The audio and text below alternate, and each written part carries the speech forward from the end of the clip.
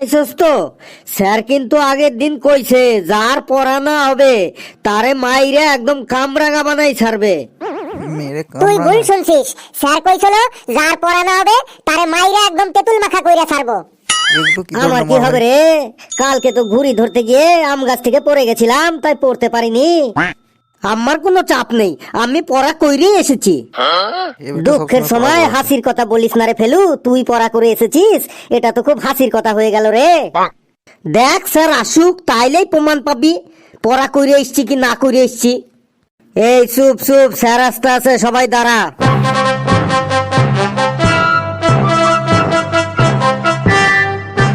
বস বস সবাই বসে পড়।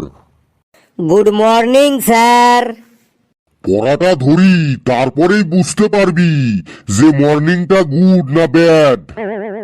আগের দিন বলেছিলাম যে তোদেরকে আজকে রচনা ধরবো, রচনা পড়ে আসবি। পড়ে এসেছিস তো সবাই? দিদি নাম্বার 1, দিদি নাম্বার 1। কি ব্যাপার রে পেছি, তুই দিদি নাম্বার 1 দিদি নাম্বার 1 বলছিস কেন রে? স্যার দিদি নাম্বার 1-এ রচনারে দেখা যায়। তোকে আজ দিদি নাম্বার 1 ছোটাচ্ছি আমি। স্যার পেচি মনে হয় বাড়িতে শুধু টিভি দেখতে বেড়ায়, মনে হয় একটুও পড়া করে না। তুই পড়া করে এসেছিস তো বাবা ফেলু? হ্যাঁ স্যার, পড়েও এসেছি, মুখস্থও করে এসেছি, কোনো চাপ নেই। কোন রচনাটা ধরবো বলতো, কোনটা তুই ভালো করে পড়ে এসেছিস?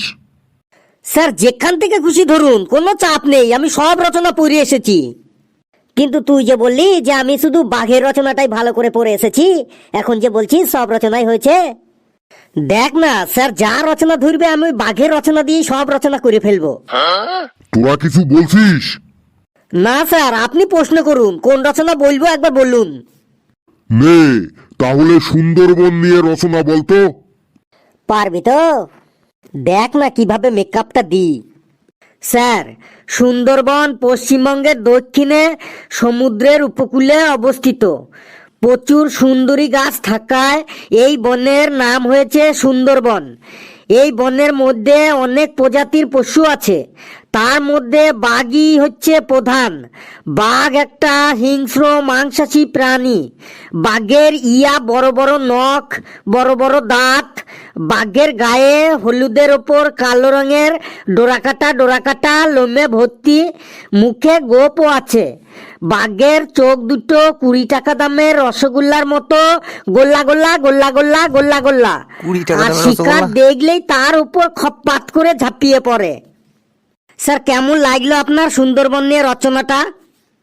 বুঝেছি, বেটা বাঘের রচনা পড়ে এসেছে, দেখাচ্ছি ওর মজা।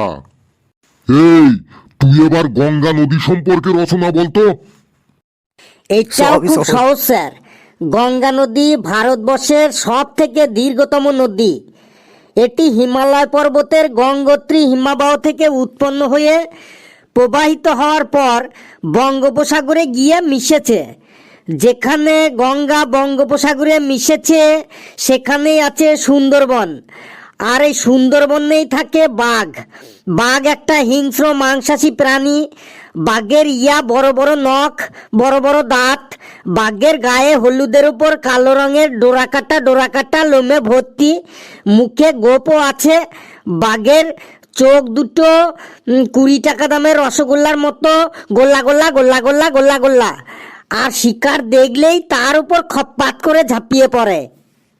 গঙ্গা নদীর রচনাটা কেমন লাগলো স্যার আপনার? এ তো মহা মুশকিল দেখছি, সবেতেই বাঘ নিয়ে আসছে। স্যার আর কিছু নিয়ে রচনা বলতে হবে, বলুন। নে এবার মোটর গাড়ি নিয়ে রচনা বলতো। দেখি বেটা এবার মোটর গাড়ির মধ্যে বাঘও কি করে নিয়ে আসে। কিরে ফেলু, এবার মোটর গাড়িকে তুই বাঘ কি করে বানাবি রে? তুই দেখ না, আমি ঠিক পারব। স্যার আধুনিক পরিবহন ব্যবস্থা মোটর গাড়ির ওপরই নির্ভরশীল। বর্তমানে রাস্তাঘাটে যত যানবাহন দেখি সবই মোটর গাড়ি। যেমন লরি বা ট্রাকে করে মালপত্র বহন করা হয়, বাসে করে যাত্রী বহন করা হয়। যাদের বেশি টাকা আছে তারা নিজেরাই 4 চাকা প্রাইভেট গাড়ি কিনে নেয়।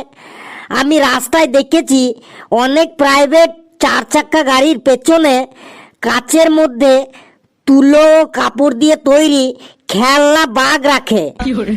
আর এই বাঘ একটা হিংস্র মাংসাশী প্রাণী। বাঘের বড় বড় নখ, বড় বড় দাঁত। বাঘের গায়ে হলুদের ওপর কালো রঙের ডোরাকাটা লোমে ভর্তি। মুখে গোপও আছে। বাঘের চোখ দুটো 20 টাকা দামের রসগোল্লার মতো গোল্লা গোল্লা গোল্লা গোল্লা গোল্লা গোল্লা। আর শিকার দেখলেই তার উপর খপ্পাত করে ঝাঁপিয়ে পড়ে। স্যার, কেমন লাগলো মোটর গাড়ি নিয়ে রচনাটা? এখানেও সেই বাঘ, বেটাকে কিছুতেই জব্দ করা যাচ্ছে না। এইবার এমন একটা বিষয় নিয়ে রচনা বলতে বলবো, দেখি ও এবার বাঘ কি করে আনে। স্যার, কিছু বললেন? না না, তোকে কিছু বলিনি।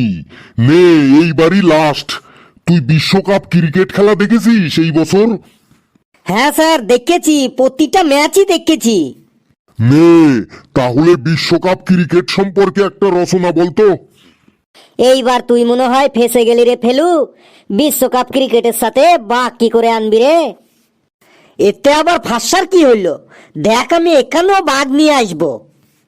স্যার, এই বছর বিশ্বকাপ ক্রিকেট ভারতে অনুষ্ঠিত হয়েছিল।